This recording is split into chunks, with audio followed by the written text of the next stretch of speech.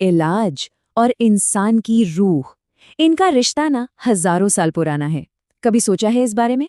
आज की इस हाईटेक दुनिया में जहां सब कुछ इतना एडवांस्ड हो गया है, ये रिश्ता कहाँ खड़ा है? चलिए आज इसी दिलचस्प कनेक्शन को थोड़ा और करीब से समझते हैं। तो सवाल ये उठता है कि क्या हमारी मॉडर्न मेडिसिन अपनी आत्मा खो रही है?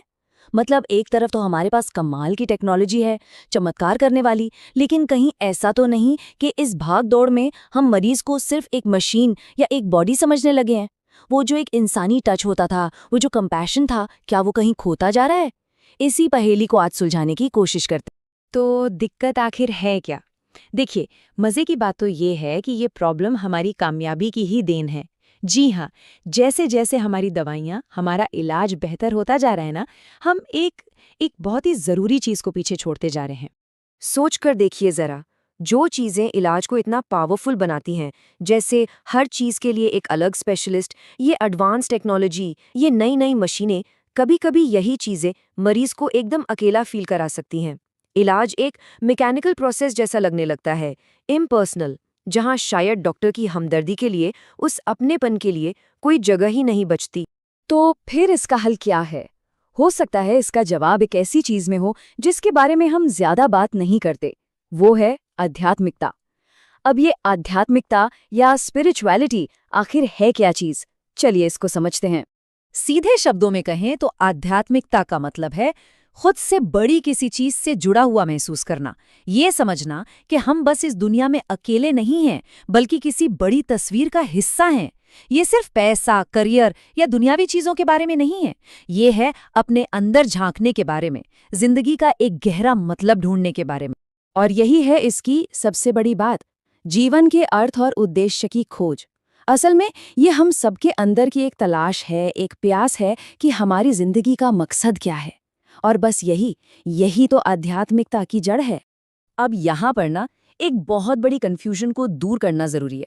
अक्सर लोग आध्यात्मिकता और धर्म को एक ही चीज समझ लेते हैं, पर सच ये है कि इन दोनों में एक बहुत बड़ा फर्क है, और इस फर्क को समझना हमारे आज के टॉपिक के लिए बेहद जरूरी है।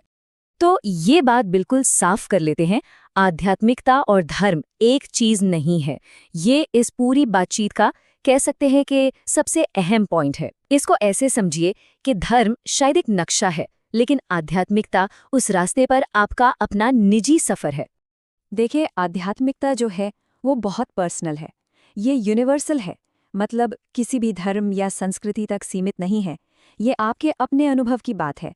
वहीं दूसरी तरफ धर्म में अक्सर एक कम्युनिटी होती है, कुछ खास रीति रिवाज होते हैं, कुछ सिद्धांत होते हैं, और इसीलिए हेल्थ केयर में ये समझना ज़रूरी है, क्योंकि चाहे मरीज किसी भी धर्म का हो या किसी भी धर्म का ना हो, उसकी आध्यात्मिक ज़रूरतों का ध्यान रखा जा सकता है।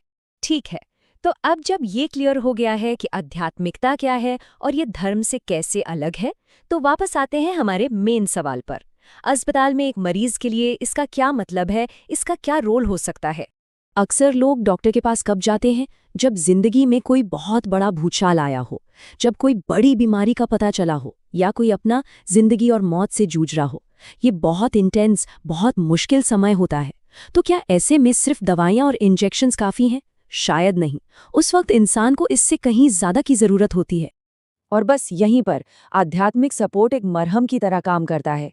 ये मरीजों को उस तकलीफ से लड़ने की हिम्मत देता है।